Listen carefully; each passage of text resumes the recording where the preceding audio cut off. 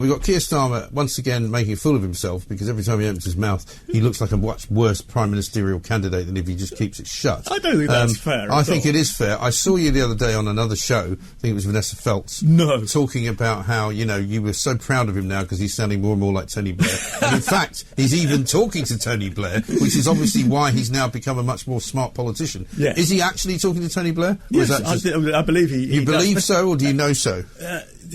I don't want to go into detail. But you do know that. I believe. So I believe so they that's do talk. an official. But the question is how much they talk and how much cooperation there is between them, how much coordination. For example, the Tony Blair Institute published some interesting green papers about the green transition on Monday, just as Keir Starmer delivered that speech. And I don't know if that was done on purpose. But the problem for Keir Starmer is that he's delivered a speech based upon something that he said some weeks before, which he's already watering down. So he's already halfway through the flip-flop while making the speech. It's very, very odd timing, that. Yes, you're right. He's in the middle of a U-turn on the 28 billion a year borrowing. Because he wants to get rid of 100,000 jobs and replace them with 40,000 jobs by my reckoning. I'm sure that's not his reckoning.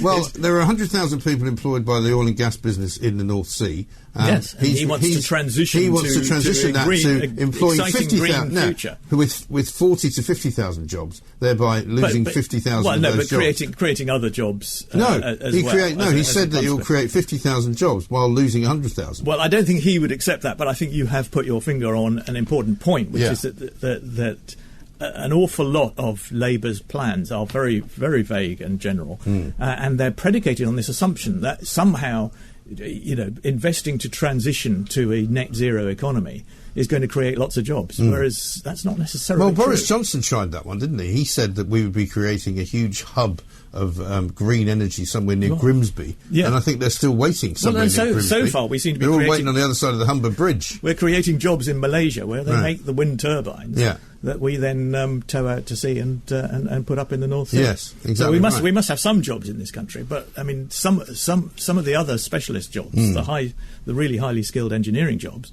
seem to be in the Far East. Well, nobody has yet proven the case that you can create a green economy with all these new jobs which are going to come along, because the jobs haven't come along. No. What we do know is that if you're going to destroy the oil and gas business and the fossil fuel business, you are going to lose an awful lot of jobs. Well, and an awful lot of revenue. But also, what's significant about that is that given that we are going to go on needing oil and gas for some time to come, if you shut down the North Sea, you are then going to be importing from other countries, and that seems an unsustainable position to me. And I'm surprised that Keir Starmer didn't complete that bit of the U-turn on Monday. Yeah, exactly right. And also, as we know from the Sun's poll yesterday, people are not as keen on net zero as all the politicians seem to think they are. No. Because it's all very well saying to people, "Would you like to save the planet?" Everybody goes, "Oh yes, please, we'd love to save the planet." You go, "Would you like to give us 20,000 quid of tax to save the planet?" Not really. No thanks. But which is why Keir Starmer's speech contained this assertion that green energy would be cheaper, and that it would save £1,400. And if it was cheaper, household bill, but they keep telling us, which I would, they keep telling us. If Dale Vince was on with Ian Collins yesterday, and he's on these shows here quite a lot, he's always saying renewables are cheaper. Well, why did they not appear to be cheaper on the bill that we get every single month then? Because we haven't transitioned enough. Right. Will be the argument, but it's not. But it is true that wind and solar power at the moment are cheaper than gas. But they don't provide enough energy. That's the problem. Exactly, and we're going to need an awful lot more if we're going to have electric vehicles. And that's like saying it's cheaper to have a scooter than to drive a Maserati. Yes, it is cheaper, but you can't really go anywhere in a bad weather because it doesn't have a roof, or even sides, or a door. Or a boot, or an engine.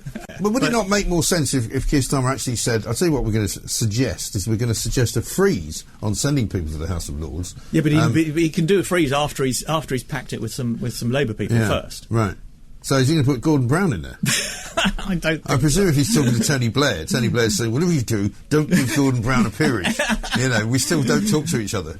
I don't think they still don't talk to each other, do they?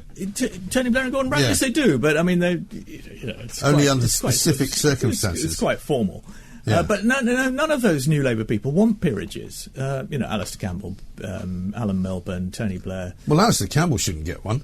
Well, of course he should. Why? Because he's a very talented politician. No, he's not. But, he's a ghastly individual who turns on people in a horrible way, who bullies people and has always bullied people, and is, frankly speaking, a man who should have to answer for what he did during the Iraq War. Yeah, which was to sex up a document. Tell the truth to at all sex times. up a document. We've had this argument before. Yeah, no, but it's not an argument. You're not right. No, it's not an argument. It's the situation which is the real world in which you don't live because you love Tony Blair so much and you think everybody associated with him should be given some kind of honour. I think Alistair Campbell is an extremely talented individual. No, I think he's extremely flawed. Should have been an MP. No, he's an extremely flawed individual. If he wants to stand for election, then let him do it. But what he shouldn't do is grandstand, which is what he does do, bully people on television, which you know he used to do when he was in Number 10. No, because I know he used to do it not. because I've heard him doing it. No. Because I've heard him ringing people up and I've heard him saying things to them that were quite frankly absolutely unforgivable. As a public civil servant. I have no... Well, I can give you absolute chapter and verse on that.